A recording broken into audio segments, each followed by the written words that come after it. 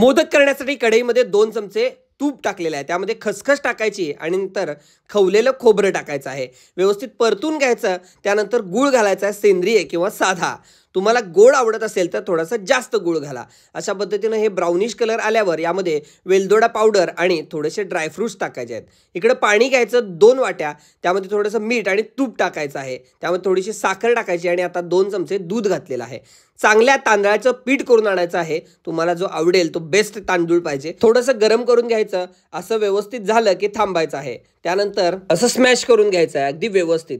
गोळा व्यवस्थित मळून घ्यायचा आहे आणि मळल्यानंतर एक एक छोटे गोळे यातनं काढायचे आहेत आणि पातळ हातानं मस्तपैकी पारी करून घ्यायचे आहेत. बघू शकता आता किती एकदम स्मूथली हे काम चालू आहे.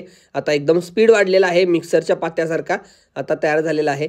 याच्यामध्ये आता मस्तपैकी पाकळ्या करून घ्यायच्या आहेत. बघा आता असं बोट घ्यायचं एक आणि त्यानंतर ह्या पाकळ्या पाडायच्या आहेत. वाह, किती मस्त निघत आहेत बघा. अशाच पद्धतीने मोदक करणं खूप खरं तर अवघड असते आणि गणपती बाप्पाचा आपल्याला लाडका नैवेद्य, त्यामध्ये आता हे ठेवलेलं आहे सारण भरून घ्यायचं आणि असं या हातानं हलक्या हातानं व्यवस्थित करून घ्यायचा. हा मोदक झालेला आहे. मस्तपैकी छान पाकळ्या आलेल्या आहेत. तर असं अवघड असते पण प्रॅक्टिसनं तुम्हाला नक्की जमेल.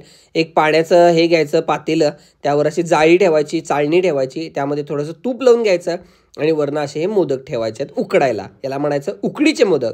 कोकणामध्ये खूप चांगले मिळतात, आपण घरी करू शकतो. तुम्ही नक्की ट्राय करून बघा. ही रेसिपी मस्त वाटते आणि मी स्वतः टेस्ट केले, खूपच भारी झाले होते.